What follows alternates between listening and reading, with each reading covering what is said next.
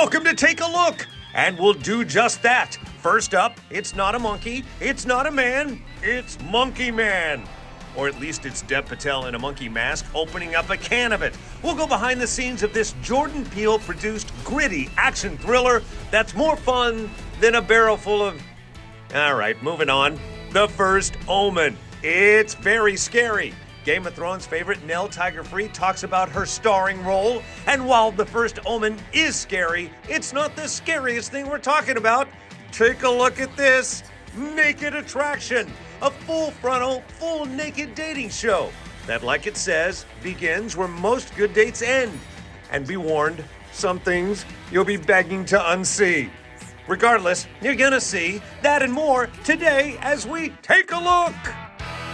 And welcome to Take a Look. As you saw, we got a lot going on this show. We talk about movies, we talk about streaming series, some of which involve nudity. Evidently, we'll get going with that today. Really excited you're here. And if you're watching on broadcast, thank you so much. If you're watching on YouTube, thank you very much. Also, check us out on Instagram. It's Take a Look, where we do all of that stuff. And it's not just me yapping. I bring in a co-host each time. Today, Hello. It's Kelly Savannah Deaton. Hey, guys. Where do we find you on social? Kelly Savannah Deaton. All right, what are you most excited to talk about today? Let's jump right into it. I think The First Omen. You know me in horror movies. We go way back. Me too. And let me tell you how far back I go with this. The original Omen gave me nightmares to this day. I don't even have to see another horror movie. I have nightmares about that. The original one came out in 1976. I know where you're going. Yes, You're I'm that old. old? I get it, I I'm old. forget. He looks so nice. I Oh, always come on. forget. I've got Botox older than you going through my veins. I will tell you this. The First Omen, I was a little kid. I probably should not have been seeing it. No. And again, it says so much about me. But let's talk about this.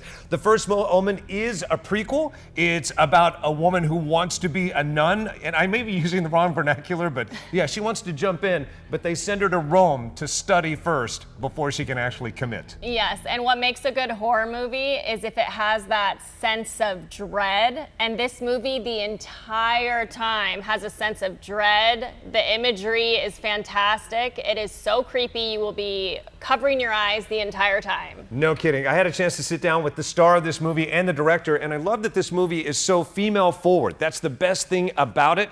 And Arkasha does an amazing job. And Nell Free Tiger with the best name ever. We caught up. Take a look. I saw this movie and I don't think I'll sleep well for the rest of my life. Yes. Sorry, that's a weird thing to applaud, isn't it? Thank you. But and we're sorry. congratulations, you did it. I know that's somewhat of what you set out to do, but also tell a remarkable story, which you've done well. For each of you, talk about 10, 20 movies, 30 years from now. What's going to be the day you remember most about this movie on the day? I know my answer.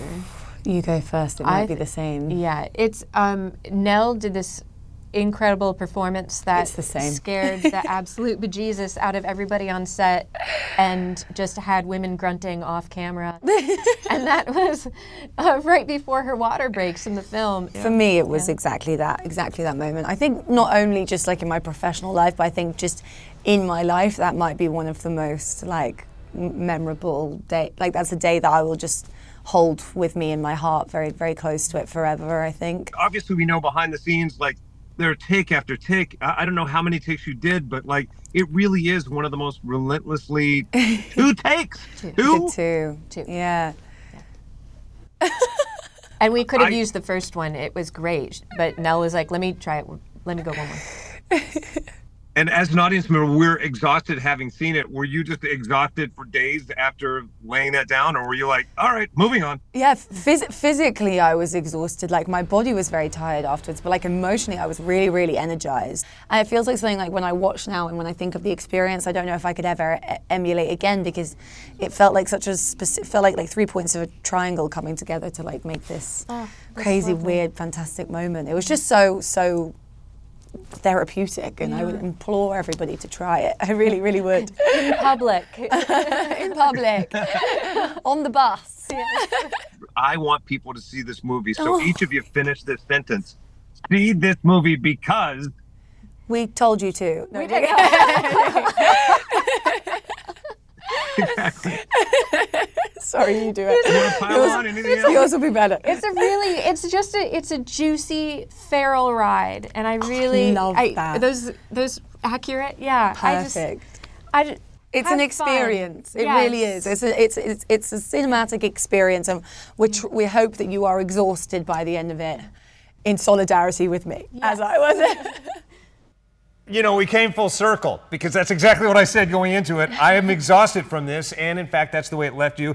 Way to go, female first on this Yes. movie, and I can't imagine anybody else bringing this to life. Absolutely not. And 10 years ago, most likely it would have been a man directing this. So it's pretty true. phenomenal that she saw a vision, she co-wrote it, and killed it. And we have this exhausting horror movie that's going to have you shielding your eyes the entire time. It's true, among the best of the genre, and I think we didn't plot spoil. There's a birthing scene in this movie. If you saw A Quiet Place and thought that birthing scene was tough to watch, wait till you see what goes on in this. Chills. All right, let's cleanse, shake it off.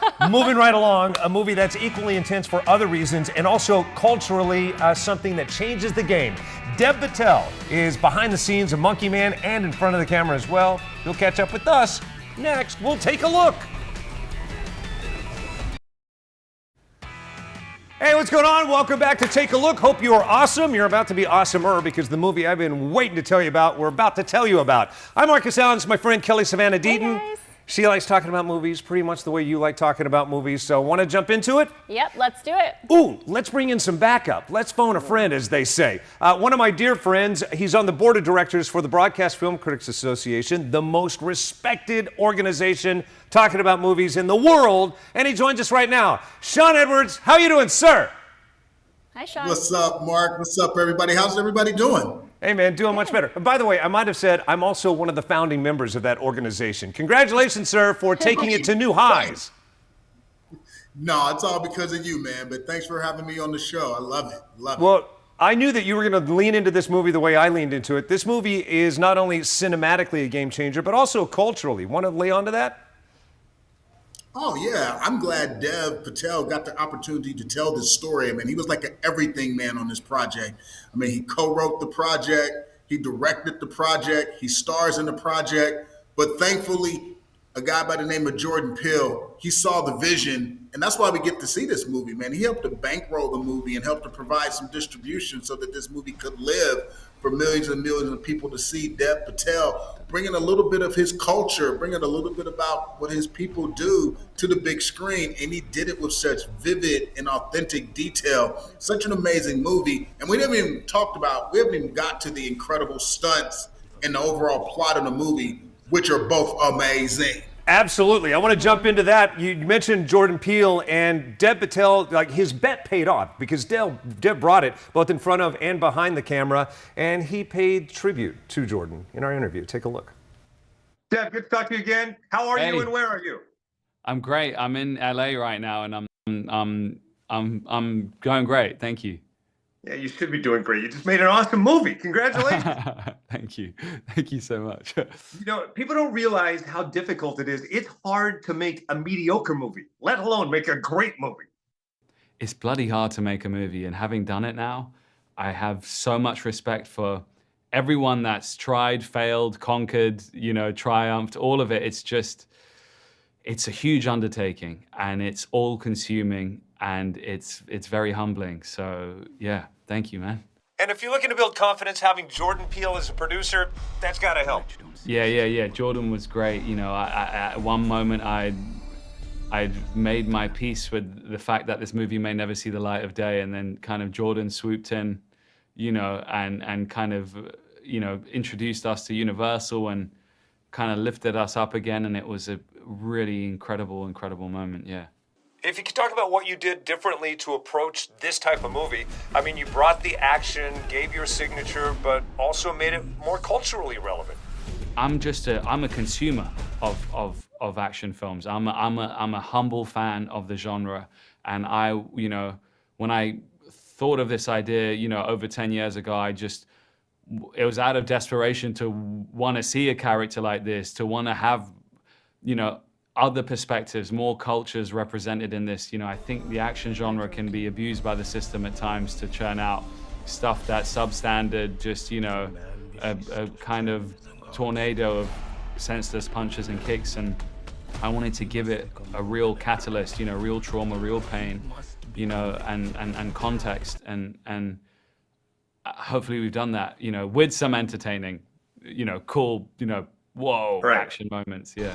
This character, he fights from a place of, you know, desperation. So I wanted it to feel primal and carnal and like teeth and sweat and spit and you know, he's like a cornered, caged animal. And we fought against the nature of choreo and this kind of like, you know, kind of more composed style. We wanted it to feel like life or death, you know, playing out beside you. Well, dude, I wish I was there with you in person just to say Yeah. congratulations, man. Awesome. you, brother. Nice work. Appreciate you. Thank you.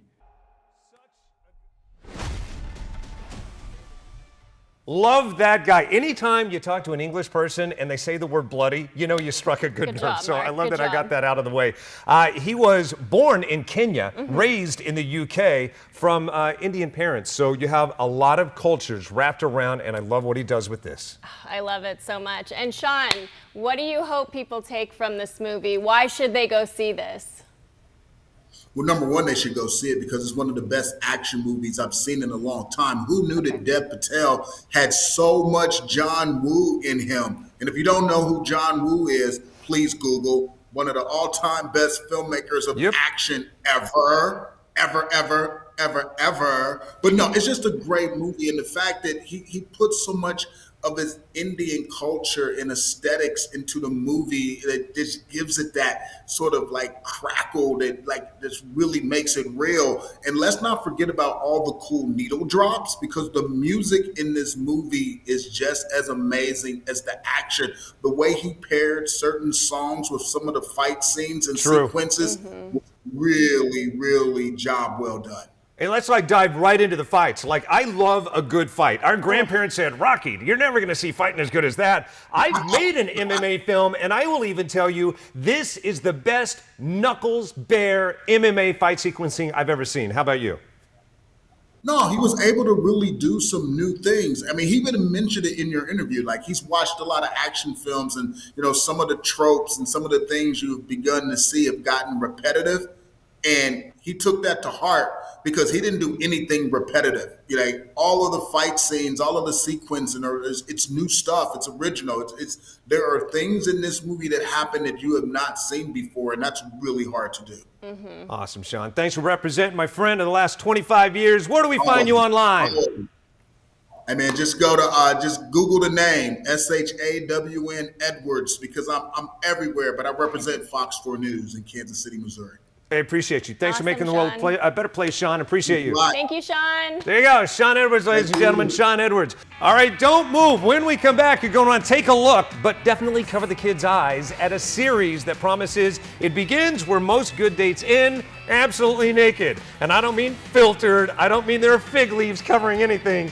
You see it all. But do you wanna? We'll talk about that and why. You're gonna need a palate cleanser after that, so we'll go over to the Disney Channel. Taylor Swift has been crushing it since the Eras Tour launched. Not any longer. What toppled her? We'll find out next. Yeah, don't worry, Rock. We'll be getting you in just a minute. Trust me, we'll be talking about it. Oh, hey, welcome back to Take a Look. It's a show where I talk to old pictures of me with Dwayne Johnson, The Rock.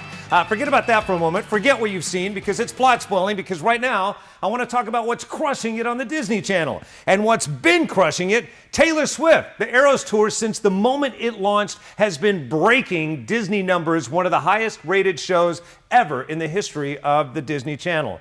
Until, follow me if you will, this week, Moana. Out of nowhere, with the voice, of course, of the aforementioned Dwayne Johnson, takes the #1 spot. Kelly Savannah Deaton, how are you feeling about this overthrow over at the Disney Channel? I'm not surprised. Moana, the most incredible animated movie, in my opinion, that's come out in like the last 10 years. I'm completely shocked because I thought you were a Swiftie. In fact, I know that you were at the Eras Tour when they recorded that championship concert. I was in LA in August, and the cameras were everywhere. We kind of had pretty high up seats, but they made sure you could see everything. I've never been to a concert where you can hear the people around singing more than Taylor Swift, more than the artist. That's how big her fandom is. Well, if you haven't seen it on the Disney Channel, it's still there. However, let's talk exclusively about Moana right now. Out of nowhere, a movie that's almost a decade old, crushing it, #1 spot. Any idea why?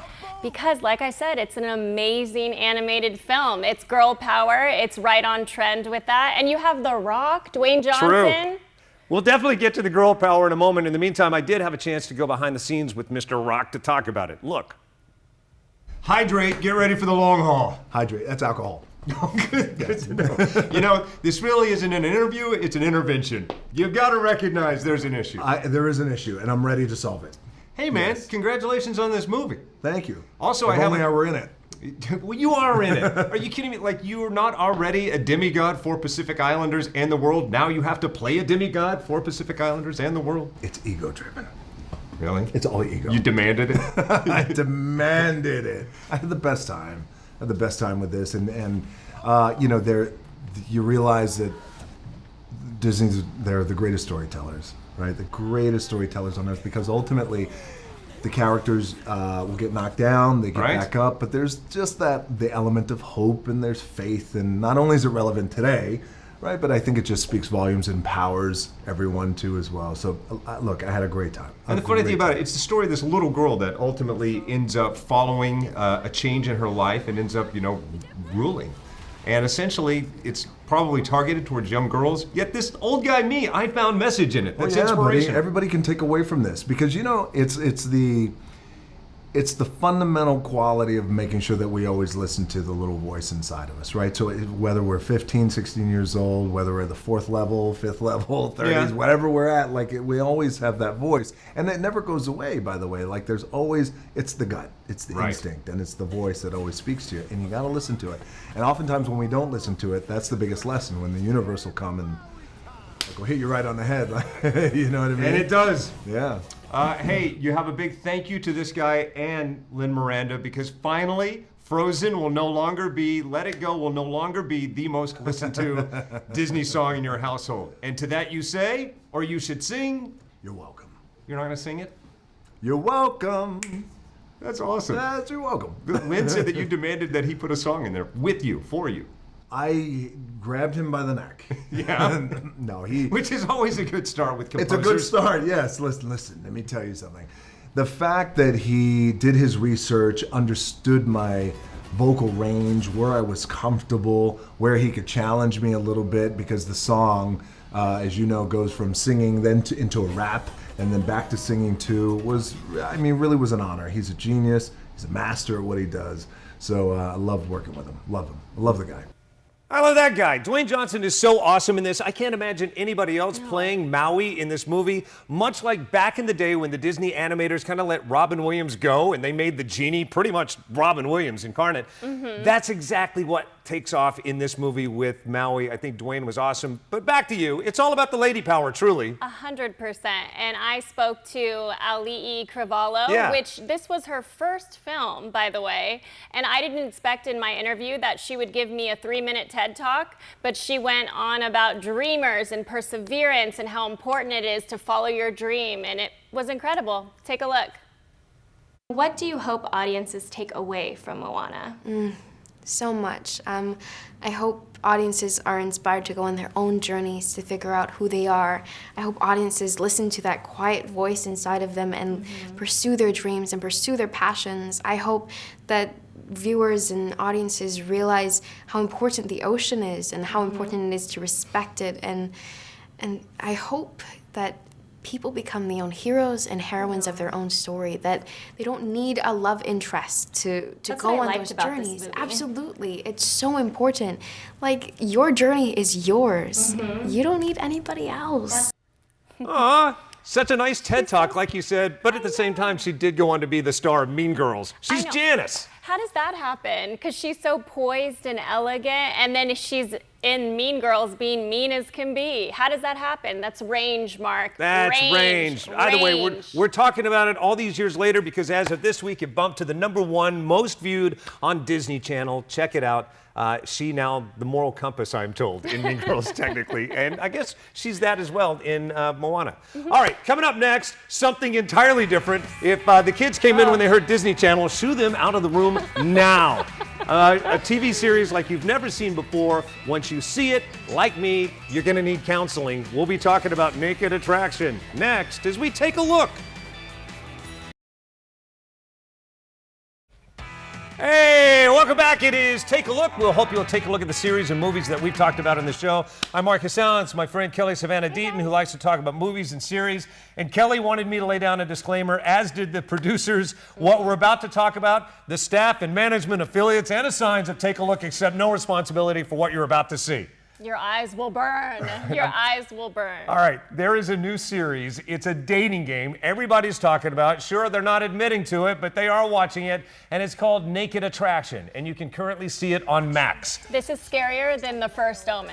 I just have to say that. It is scarier than the worst horror movie. It is the scariest thing we talked about today. It's a dating show that the contestants are fully naked. And they don't like ease you into it. No. This tube raises up and you see the contestants, the bottom half of them first. They are stark naked, by the way. And Kelly, stark naked. I've been around a minute. I thought I had seen it all. I am telling you, I haven't seen it all. Now you've seen it all. Right. After watching the show, you've seen it all. My mom brought me Your up. mom? Whoa! Why are we talking about your mother? Listen, hear me out. My mom said people come in all shapes and sizes and we're all beautiful in our own way. And I do agree with that. However, some of the things you're going to see on here don't exactly look like they're from Earth. No. I'm not joking. When you watch this, it is entertaining. Right. It's educational, but your eyes will burn. You will be watching it like this the whole time. I'm just saying, if you thought the sandworm in Dune was scary, you just wait.